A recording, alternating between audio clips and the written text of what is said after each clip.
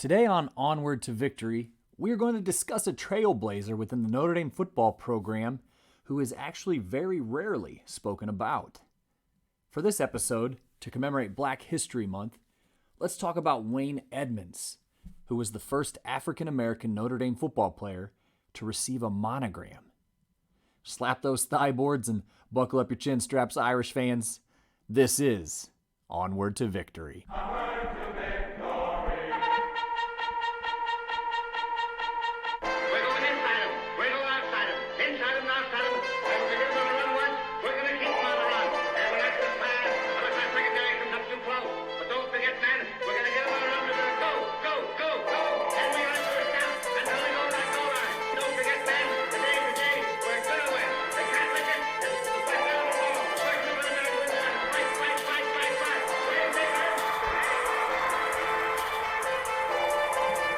Hello, Irish fans, and welcome to Onward to Victory, a Notre Dame football podcast. As always, I'm your host, Alex Painter.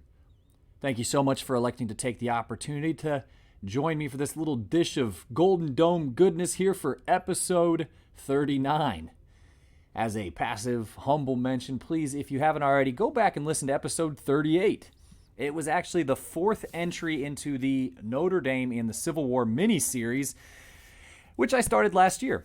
The episode was called The Adolescent Operatives, which dealt with some former Notre Dame students, William and Robert Pinkerton, who joined their father, the famed Private Eye Alan Pinkerton, in some wartime exploits.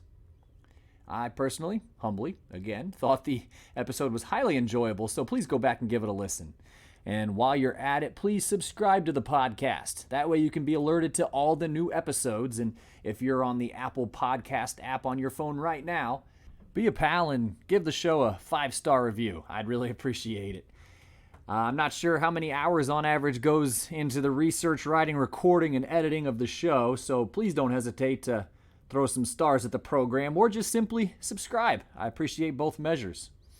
As a quick reminder, this episode and all the show's offerings for that matter are brought to you by the Onward to Victory Consensus All-Americans, both past and present.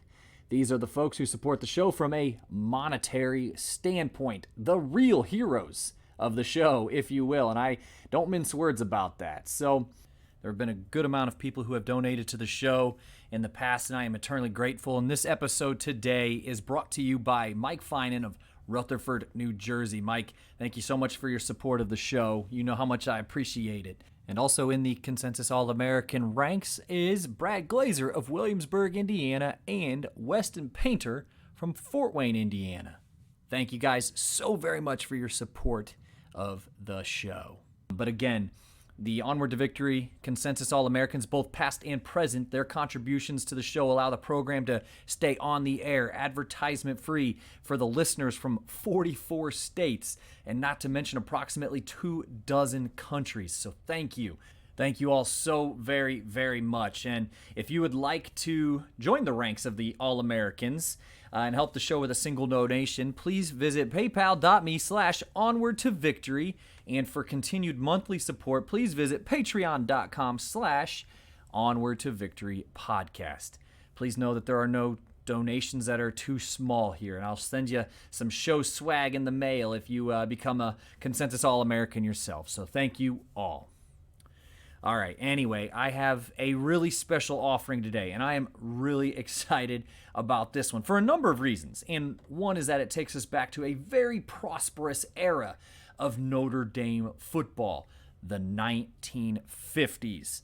Oh, what a time for the program. But this was, of course, the same decade that birthed modern popular culture in many respects, with such icons as Elvis Presley and Lucille Ball, Marilyn Monroe, Dean Martin, Bing Crosby, John Wayne, Jimmy Stewart, Doris Day, and Chuck Berry.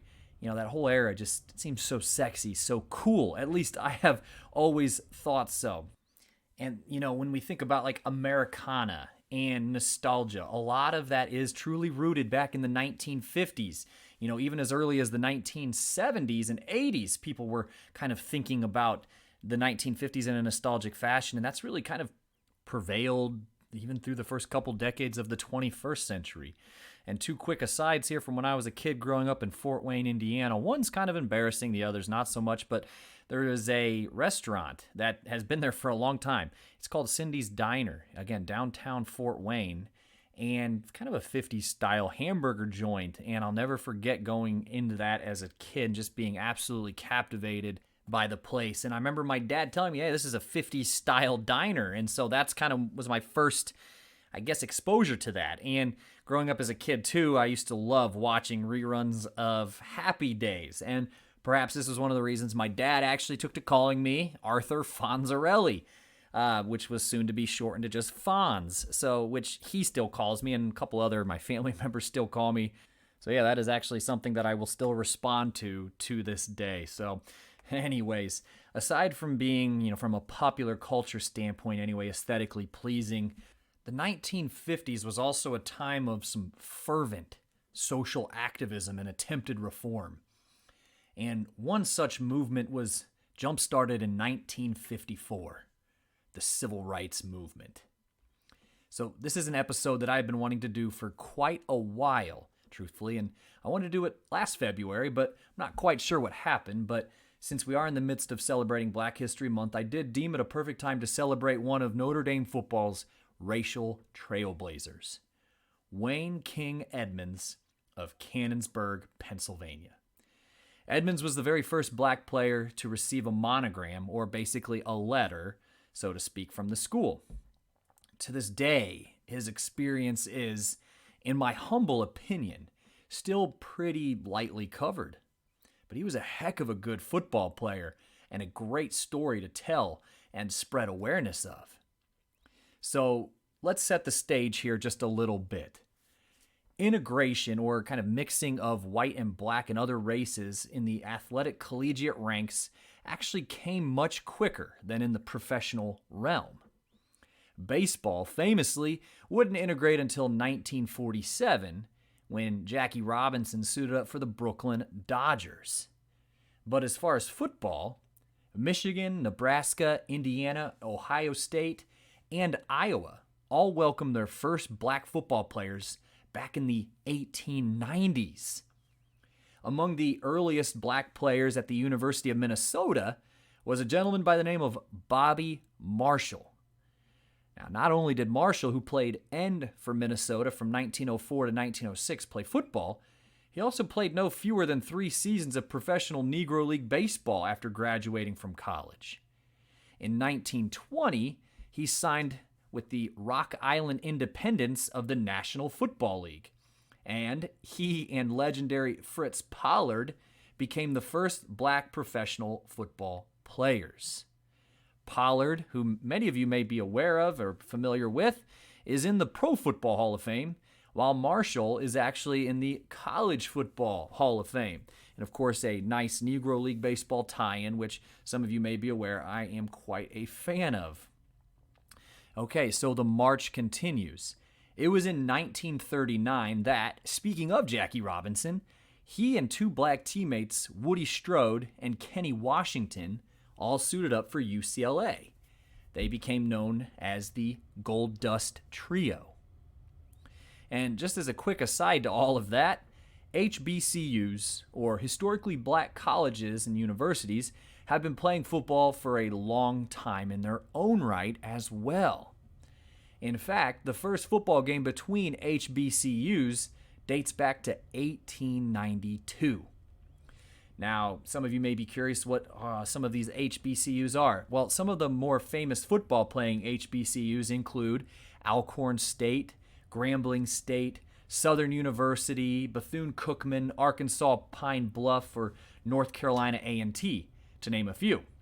And how about a quick did you know? Did you know that nearly 10% of the membership to the Pro Football Hall of Fame attended an HBCU? Mercy. Anyway, World War II changed quite a bit as far as how many folks felt about the race relations in the country, with many seeing the stark reality that black soldiers could be shipped overseas and possibly even killed in a war against tyranny, injustice, and inequality, but still be treated like second-class citizens at home. This was, of course, due to the fact that across the country there were prejudiced Jim Crow laws aimed to segregate the black population from the white one, which essentially made segregation again legal. This meant different schools, recreational areas, water fountains, different seating on the bus, etc. But it is after World War II that the cause of civil rights for African Americans in the United States begins to gain some substantial steam. As something of a testament of this, on Notre Dame's campus, a former Navy V-12 officer named Fraser Robinson enrolled in classes at Notre Dame. So Robinson would have been an enrollee in the V-12 program we talked about back in the Notre Dame Navy rivalry episode, which was back in August, episode 29, just in case you want to check it out. It's a really interesting story. But as we discussed in that episode, Notre Dame becoming a Navy training site, you could argue very well may have saved the school. So Robinson graduated in 1947, so the very year that Jackie Robinson would go on to break the baseball color barrier, and Robinson became the first black student to graduate from the university. He studied pre-med. Now, I studied history in college, and I took that study very seriously, but I have no issue saying that the medical study was and is much more rigorous than mine, I guess as it should be. But Fraser was a Philadelphia native and starred on the school's track team as a sprinter. Impressively, he had actually never competed in track in his entire life. So, just in case it comes up at your local watering hole on trivia night, it was Fraser Robinson who was the first black athlete to earn a monogram from Notre Dame. So yeah, go ahead and put that one in your back pocket. But let's talk some football. So Wayne King Edmonds, who would later become the first black football player to earn a monogram at Notre Dame, was born in McDonald, Pennsylvania in the mid-1930s before moving to Canonsburg, Pennsylvania shortly thereafter. Canonsburg is a small town with strong ties to both the steel and coal industries.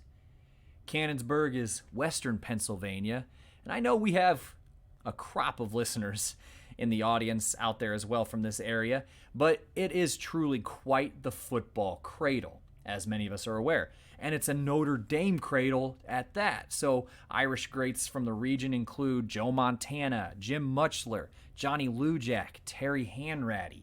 You get the picture. So Edmonds attended Canonsburg High School, now known as Canon McMillan High School. Edmonds was a four-sport athlete in high school, but his best sport was clearly, you guessed it, football.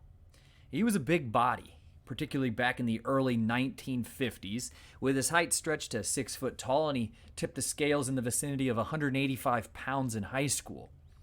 Impressively, despite being that big body, Wayne could run the 100-yard dash in 10 seconds flat, which remained a school record for 50 years. Though he only played one season of baseball, his coaches and area scouts thought he would have made for an excellent catching prospect. Edmonds, the captain of the football team his senior season, led the Canonsburg Gunners to a Pennsylvania state championship. In his own words, he said, quote, "By the time I reached senior year of high school in the autumn of 1951, I had attracted the attention of several college football programs. I visited Penn State, Penn, and Colgate, but I really expected to go to the University of Pittsburgh, where I had a promise of a full scholarship and a commitment for graduate school if I wanted to go." End quote. Edmonds also mentioned that the University of Georgia had reached out to him as well, not realizing he was a black player. So this was, of course, in 1951, and the SEC as a conference wouldn't actually have a black player until Nate Northington of Kentucky in 1967, and Georgia wouldn't have black players until 1971. But, as we all know, Western Pennsylvania did, and still does to this day, have plenty of Notre Dame backers. And Edmonds actually credits intel and scouting reports from these backers that got him on the radar of Notre Dame. Edmonds later said, quote, I got a call from Coach Bob McBride, an assistant coach to head coach Frank Leahy at Notre Dame. He invited me to visit. And so, on a lark, I went with my Canonsburg High School teammate Jim Malone to South Bend. I knew Notre Dame had never had a black football player, but I was impressed by the campus and the academic program. And I knew Coach Frank Leahy had black players on his team at Boston College, and so would probably be open to minority players now that he was coaching at Notre Dame. End quote. After being offered a spot in the program by legendary Notre Dame head coach Frank Leahy, well, Edmonds gladly accepted the spot. Though he would become the first black player in program history, he actually had to convince his mother, who had raised her son as a devout Baptist, that he wouldn't go to South Bend and convert to Catholicism. So Wayne actually reassured Mom that he would find the Baptist church in South Bend and attend services every Sunday. And so as a lot of us know, particularly when we are at that age, a lot of your decisions, well, you got to check a lot of Mom's boxes too before going about making a seismic decision like that. So with that, Edmonds went to Notre Dame. So fall 1952. Wayne Edmonds, the Black Baptist, makes his way to a campus that was 95% Catholic, with only a handful of students of color. While for some people that could prove very daunting or even isolating, Wayne made the best of some tough situations. For instance, the campus barber was segregated and he wouldn't cut the black students' hair. So he and the other black students actually had to leave campus for that service. And at the time, freshmen were not allowed to dress for the varsity. So Wayne starred on the freshman, or the Frosh team, even garnering a mention in the 1952 Notre Dame Football Review. He played the end position on both sides, so think like a tight end type spot or even a defensive end. And according to the review, between the freshman ends of Gene Cappish and Wayne Edmonds, you, quote, couldn't find a faster combination on the field. Also of note that season is that the freshman team quarterback was Don Schaefer. He would later convert to fullback and become an All-American in 1955. All right, so in 1953, Wayne backed up All-American tackle Art Hunter. He was, however, incredibly excited to be handed the number 82 jersey. If Wayne had a Notre Dame hero, it was yet another fellow Western Pennsylvanian, Leon Hart, a former Heisman winner and a former wearer of number 82. Though Wayne backed up Hunter, he did appear in every single game his sophomore year. And he saw some time on the defensive line, forcing a clutch fumble in a 23-14 win over his hometown Pittsburgh team that season. The 1953 team notched a 9-0 record and won the national championship. I am quite fond of this team, honestly. Edmonds just gives me one more reason to be. But the backfield was outstanding, with Heisman-winning halfback Johnny Latner, highly underrated fullback Neil Warden, and highly underrated Irish quarterback Ralph Guglielmi, who I can't say enough about. And yeah, Guglielmi will definitely get an episode one of these days, and I am looking forward to that day. Anyways, with Notre Dame's roster featuring both Edmonds and fellow black player Dick Washington, they did accomplish some historic firsts, as well as running into some trouble along the way. So just as a quick aside, Washington was a member of the team, but unfortunately he did not last long enough or play enough in the program to actually earn Monogram status. According to Wayne, during the team's trip to Norman, Oklahoma for the season opener, quote, no hotel could be found in Norman that would accommodate the entire team, black players and white. So we stayed at a hotel an hour or so outside the university town. On game day, as the team buses drove to the stadium, Coach Leahy used that fact to whip up the players' enthusiasm to beat Oklahoma, which we did by a score of 28-21, end quote. The fourth game of the season, slated against Georgia Tech, was a big one. Tech actually carried a number 1 ranking into the game. And at that point, you could almost, though it was only the fourth game of the season, that could almost be considered the de facto national championship game. They also insisted that Notre Dame would not be welcome if Edmonds or Washington was brought along. However, Edmonds later wrote, quote, "Our Lady stood strong. If Georgia Tech wanted to play Notre Dame, Frank Leahy said they would have to come to South Bend and play the entire Notre Dame team.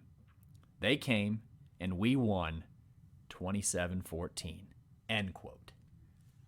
Man, what an amazing season, and stories for that matter. For his efforts in 1953, Wayne Edmonds was named to his first of 3 football monograms, making history across the program as the first black player to earn the distinction. The following season, the Irish registered a 9-1 record and a final ranking of number 4. After playing on both sides of the ball previously, Edmonds remained a defensive tackle his final 2 years for the Irish. The 1955 edition of the Irish went 8-2, but still finished top 10 in the nation. The Irish quarterback that year was, of course, the golden boy himself, Paul Hornung. So Edmonds graduated in 1956 with a major in sociology and minors in English, philosophy, and history. He later wrote, quote, "During Christmas my senior year, I wrote the dean of the School of Social Work at the University of Pittsburgh, inquiring about entering the Master of Social Work program in the fall of 1956. Those plans took a brief detour as inquiries came in from professional football teams, including the Green Bay Packers, the Philadelphia Eagles, the Chicago Bears, and my hometown team, the Pittsburgh Steelers. I was the second of 8 players from the 1956 Notre Dame team to be drafted, taken by the Steelers in the 9th round. I was the first lineman to receive a signing bonus from the Steelers, the handsome sum of $500. But while at Steelers training camp, my dad brought me a letter from Pitt admitting me to the School of Social Work. So I left training camp and set about my career in social work," end quote. Which is exactly what Wayne did. He had a career in social work, as well as serving as chair for his local NAACP chapter. He eventually did retire in 1991 and still lives in western Pennsylvania to this day. He later wrote that his experiences at Notre Dame, quote, "reinforced values I grew up with, that with hard work and good relationships, you can go a long way. Notre Dame gave me an opportunity to see where I had something to give to others," end quote. And we will be right back.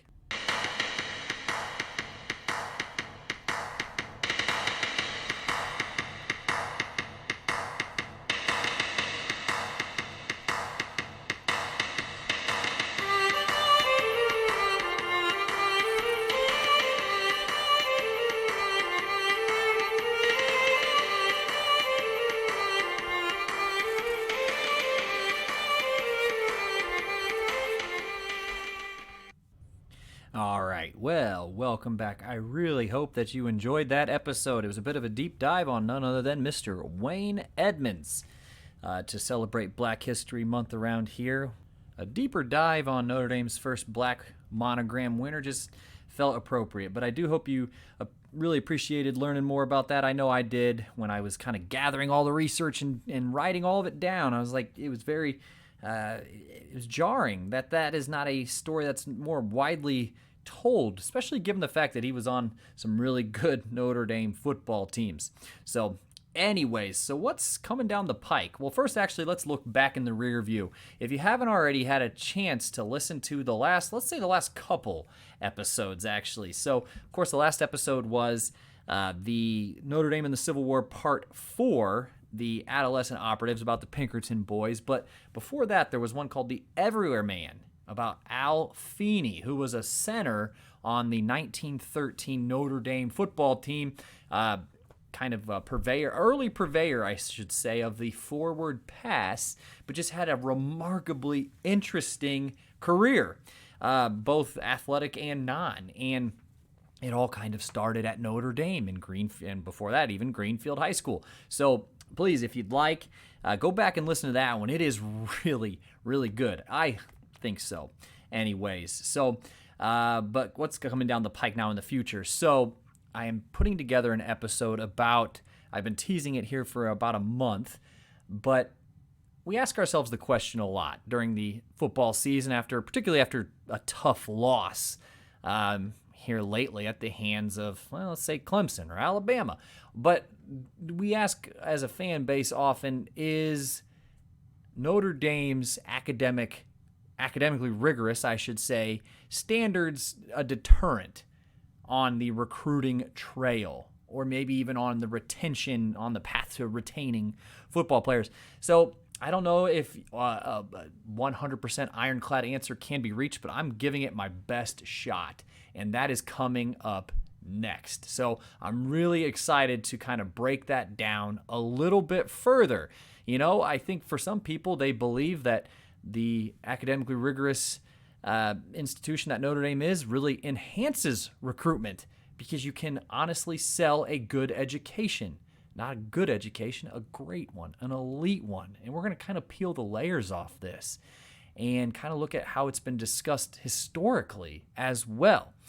So that is coming down the pike. So please be on the lookout for that. And that's just, how about another shameless plug? If you haven't already, please subscribe to the show, whether it be on Podbean or Spotify, CastBox, Apple Podcasts. Don't hesitate. Hit the subscribe button. You'll get alerted to all the new episodes.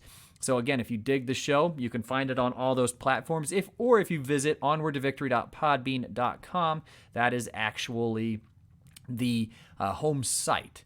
So if you're looking for a heavy dose of Irish stuff, please head over to the Facebook page at facebook.com/onwardtovictory. You can absolutely find everything. The show, I funnel everything for the show through there.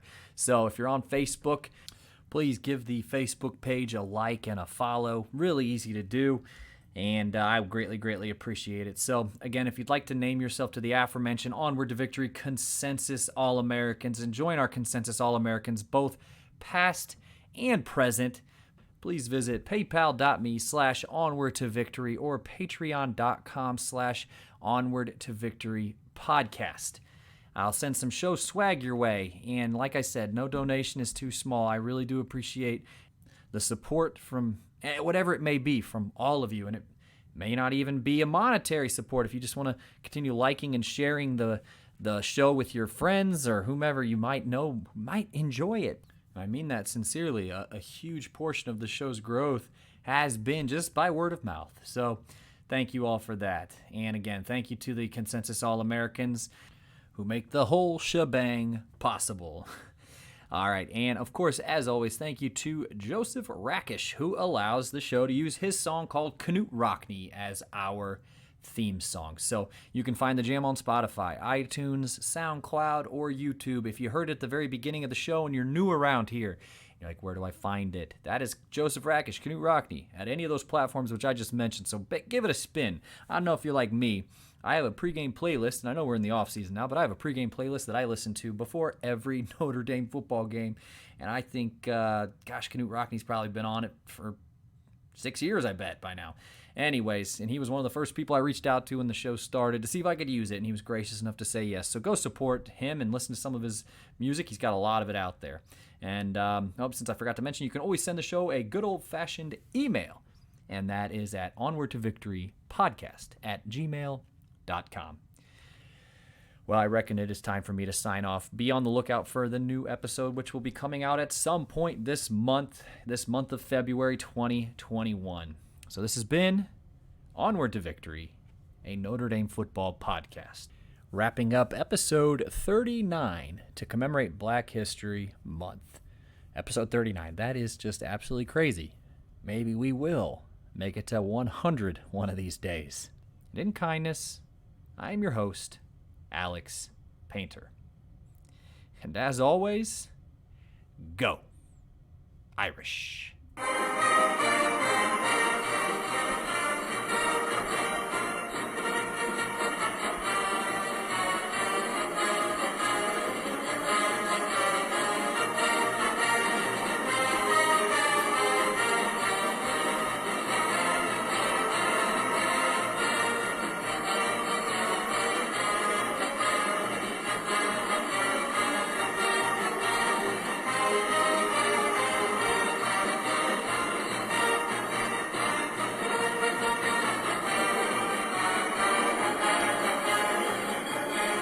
Wrapping up episode 39 to commemorate Black History Month.